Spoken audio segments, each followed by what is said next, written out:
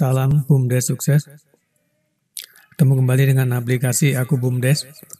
Kali ini kita akan menjelaskan tentang unit perdagangan, di mana ada sebuah pertanyaan bagaimana jika barang dagangan BUMDes yang bergerak di bidang jual beli ya, atau perdagangan yang barangnya itu kulaan gitu, ya kayak toko misalnya. Nah kemudian barang dagangannya ini rusak, otomatis kan dia akan merugi, ya.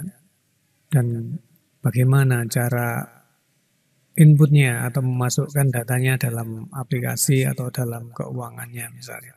Kalau tidak menggunakan aplikasi tentunya akan mengurangi nilai barang dan menjadi beban ya, mengurangi nilai persediaan barang kita, kemudian menjadi beban. Misalnya kita belanja nilai barang kita misalnya 10 juta, kemudian rusak 1 juta nilainya misalnya. Jadi nanti barang kita kan tinggal 9 juta dan yang 1 jutanya itu menjadi beban. Dan beban itu jelas rugi. Rugi itu mengurangi laba.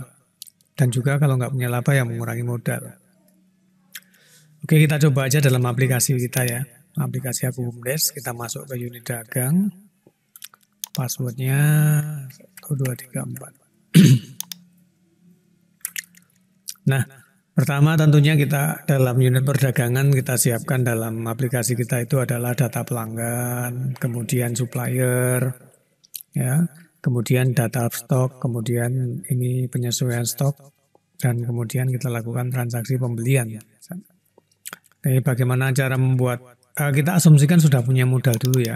Nah ini kita sudah punya modal 100 juta hasil pinjam di bank, ya, di neraca kita tadi.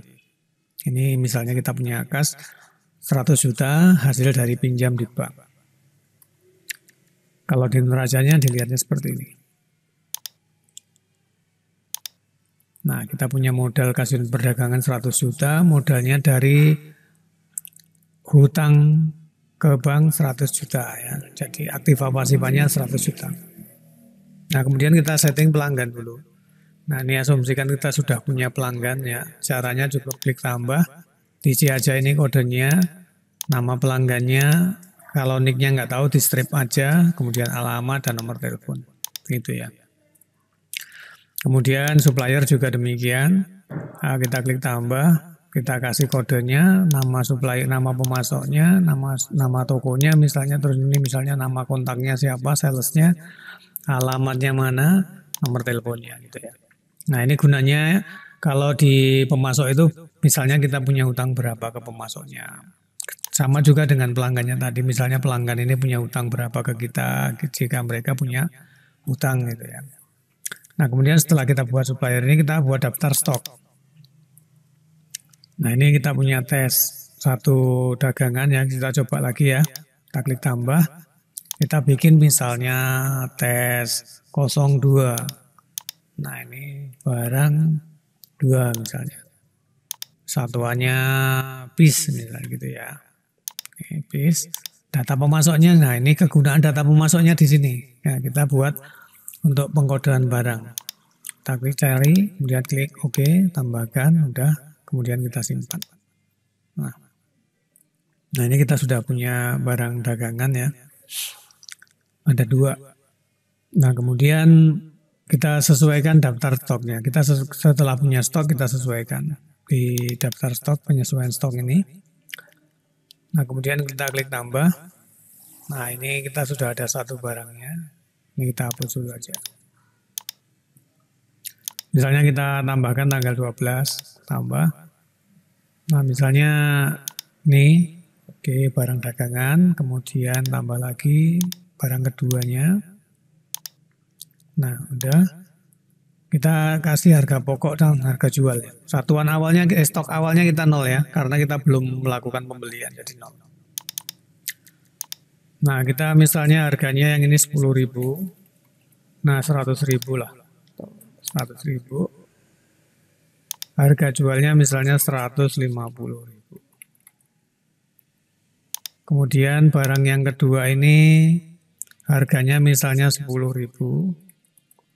dijual misalnya 15 atau 20.000 gitu.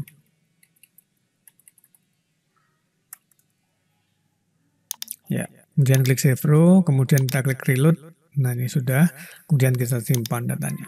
Nah, ini kita belum punya stok karena kita belum melakukan pembelian. Kemudian kita lakukan pembelian. Setelah itu kan kita beli barangnya untuk nyetok itu ya. Nah, kita beli. Kita klik tambahkan, misalnya kita contohkan satu barang aja misalnya ya. Nah, kita beli tanggal 12 ini misalnya. Ini notanya nota pembelian. Kemudian suppliernya kita pilih. Kita cari barangnya, misalnya kita satu tes aja dulu ya, barang dagangan. Oke. Nah, kita mau beli berapa? Kita misalnya beli 10. 10, kita klik save row, kemudian kita reload. Nah, kita dapat potongan nggak? Misalnya nggak tulis 0. Nah, kita bayarkan 1 juta.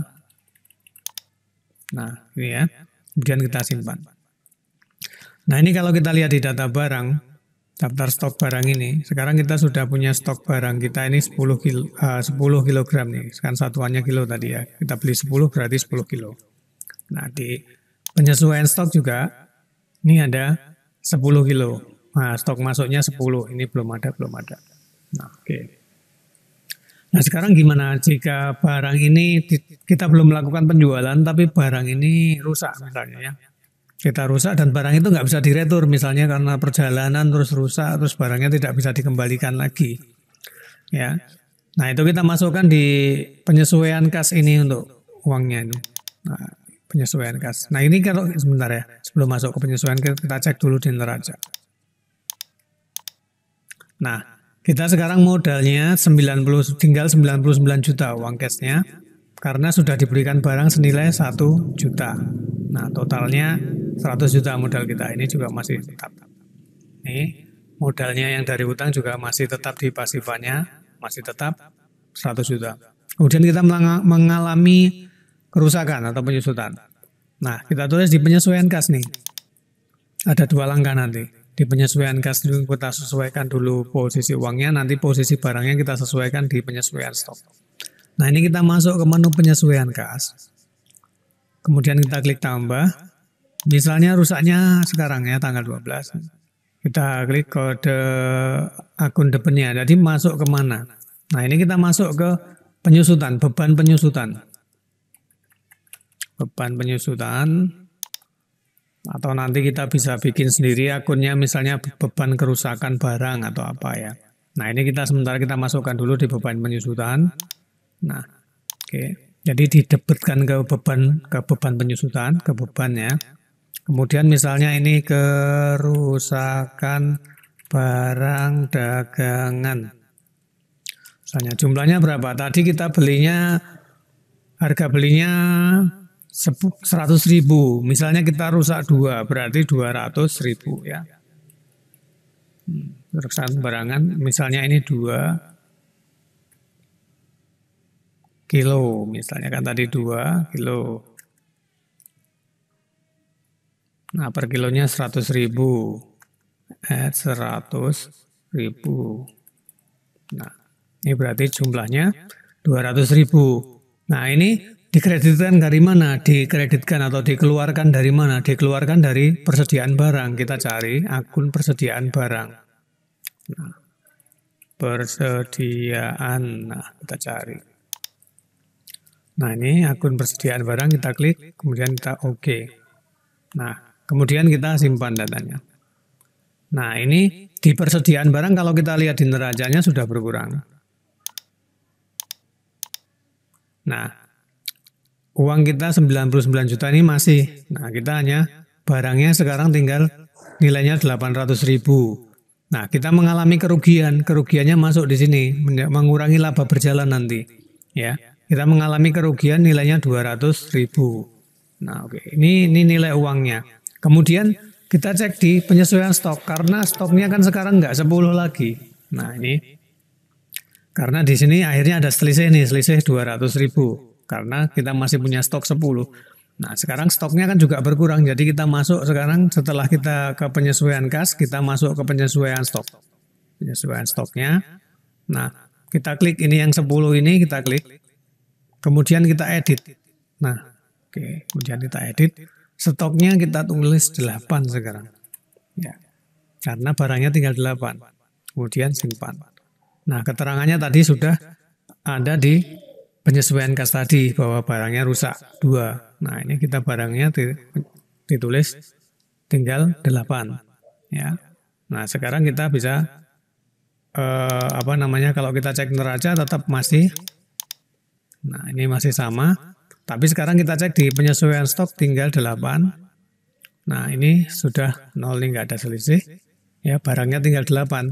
Nah, ketika kita melakukan transaksi penjualan untuk barang tersebut misalnya, untuk barang yang rusak tadi, kita ini pembelinya siapa ya, kita klik. Nah, kita klik tambahkan, tadi barang dagangannya nih, stoknya tinggal 8. Nah, ini muncul. Kalau tadi kita tidak rubah di penyesuaian stok, masa stoknya ini masih 10. Ya, jadi kita harus kurangi juga. Jadi kita susutkan, kemudian stoknya kita kurangi. Nah, ini barang dagangannya tinggal 8. Kita klik, oke. Nah, kita mau beli berapa? Kita mau jual berapa? Mau beli berapa? Nah, oke. Ya, demikian ya, kurang lebih untuk penyesuaian stok. Jika barang dagangan yang kita beli belum laku dijual tapi rusak, tentunya kita akan mengalami kerugian dan stoknya berkurang, gitu ya. Nah, di neracanya akan menjadi seperti ini. Nah, kita modalnya sudah berkurang, nilainya 99, berkurang 1 juta, ya tadi punya 100 juta, tinggal 99, menjadi wujud barang 800.000, tadinya 1 juta. Tapi karena rusak 2 piece jadi 200.000, maka sekarang barangnya hanya tinggal 800.000 dan kerusakan itu menjadi kerugian. Nah, seperti ini. Ya. Oke, semoga bisa dipahami ya. Ini kita juga bisa untuk cetak. Nah, seperti ini. Oke. Nah, kerugiannya itu mempengaruhi laba kita. Nah, laba berjalan kita akan berkurang senilai 200.000 karena kita menanggung beban penyusutan kerusakan tadi. Ya, demikian ya, semoga bisa dipahami dan bermanfaat. Salam BUMDes sukses.